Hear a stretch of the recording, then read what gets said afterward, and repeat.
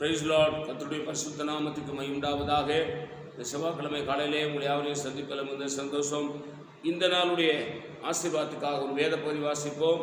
அது நீதிமொழியில் 27ஆம் அதிகாரம் 21ஆம் வசனம்.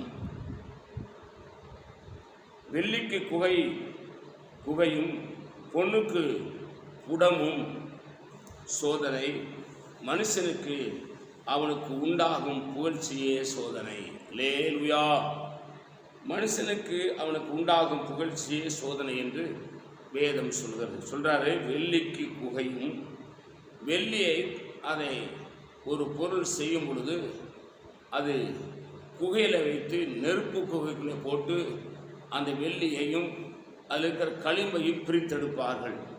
அதே போல் பொண்ணுக்கு புடமும், இந்த தங்கத்தை நெருப்பில் போட்டு திரும்ப திரும்ப அதில் இருக்கிற களிம்புகளை எல்லாம் எடுப்பார்கள். புடம், இது குகை, அது புடம்.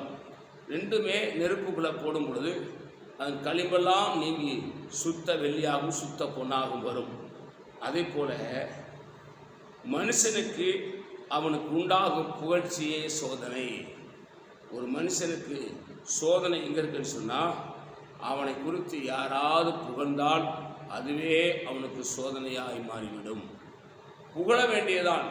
யாரை புகழ வேண்டுமானால், நம்மளை சிருஷ்டித்த, நம்மளை படைத்த, நம்மளை ஆசீர்வதித்த, இந்த பூமியில் நம்மளை உயிரோடு வச்சிருக்கிற ஆண்டவரும் இரட்சகருமாய் இருக்கிற கர்த்தராகிய இயேசுவை மட்டும்தான் புகழணும். ஒரு மனுஷனையும் புகழக்கூடாது.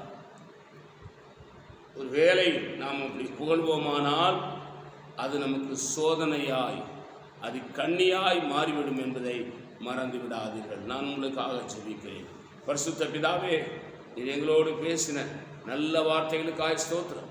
இந்த வார்த்தையின்படி எங்களை ஆசீர்வதி. இயேசுவின் நாமத்தில் வேண்டிக் கொள்கிறோம் பிதாவே, ஆமேன். God bless you. கர்த்தர் உங்களை ஆசீர்வதிப்பாராக.